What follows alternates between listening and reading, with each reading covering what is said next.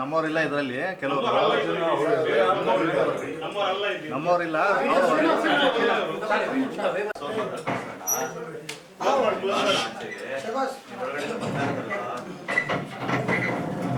ಎಂಬತ್ತೆಂಟು ತಾಲೂಕುಗಳಿಗೆ ನಾನು ಪ್ರವಾಸ ಮಾಡ್ತಾಯಿದ್ದೀನಿ. ಸೊ ಇವತ್ತು ರಾಯಚೂರು ಬಂದಿದ್ದೀನಿ. ಸೊ ತುಂಬ ಖುಷಿ ಆಗ್ತಿದೆ ತಮ್ಮೆಲ್ಲರೂ ನಾನು ನೋಡಿ. ಸಿನಿಮಾ ಬಗ್ಗೆ ಮಾತಾಡಬೇಕು ಅಂದರೆ ಇದು ಒಂದು romantic thrill cinema, complete package ಅಂತ ಹೇಳ್ಬೋದು.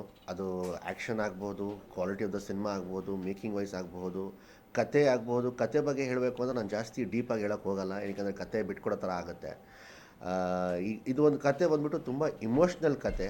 ಇವತ್ತಿನ ಜನ್ರೇಷನ್ಸು ಹುಡುಗ ಹುಡುಗಿ ಹೆಂಗೆ ಹ್ಯಾಮರ್ತಿದ್ದಾರೆ ಒಂದು ಪ್ರೀತಿ ಅನ್ನೋ ಒಂದು ಇದರಲ್ಲಿ. ಸೊ ಅದಕ್ಕೆ ಅದ್ರ ಮೇಲೆ ನಾವು ಇದನ್ನು ಕತೆನ ಮಾಡಿದ್ದೀವಿ. ತುಂಬ ಇಮೋಷ್ನಲ್ ಕತೆ. ಆಮೇಲೆ ನಾವು ಇವತ್ತವರೆಗೂ ಬಿಟ್ಟಿರೋ ಕಂಟೆಂಟ್ ಆಗ್ಬೋದು, ಟ್ರೇಲರ್ ಆಗ್ಬೋದು, ಟೀಸರ್ ಆಗ್ಬೋದು, ಸಾಂಗ್ಸ್ಗಳು ಆಗ್ಬೋದು, ಒಂದಷ್ಟು ವಲ್ಗಾರಿಟಿ ಥರ ಸ್ವಲ್ಪ ಫೀಲ್ ಆಗುತ್ತೆ. ಬಟ್ ನಾವು ಫ್ಯಾಮಿಲಿ ಆಡಿಯನ್ಸ್ನ ತಲೆಯಲ್ಲಿ ಇಟ್ಕೊಂಡು ನಾವು ಈ ಸಿನಿಮಾನ ಮಾಡಿರೋದು.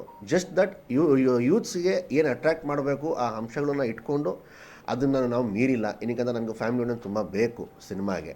ಸೊ ಹಾಗಾಗಿ ಅದನ್ನೆಲ್ಲ ತಲೆಯಲ್ಲಿ ಇಟ್ಕೊಂಡು ನಾವು ಈ ಸಿನಿಮಾನ ಮಾಡಿದ್ದೀವಿ. ಈ ಸಿನಿಮಾದಲ್ಲಿ ನಮ್ಮ ರಚಿತಾರಾಮ್ ಅವರು, ಡಿಂಪಲ್ ಕ್ವೀನ್ ರಚಿತಾರಾಮ್ ಅವರು ಹೀರೋಯಿನ್ ಆಗಿ ಒಂದು ಪಾತ್ರನ ಮಾಡಿದ್ದಾರೆ.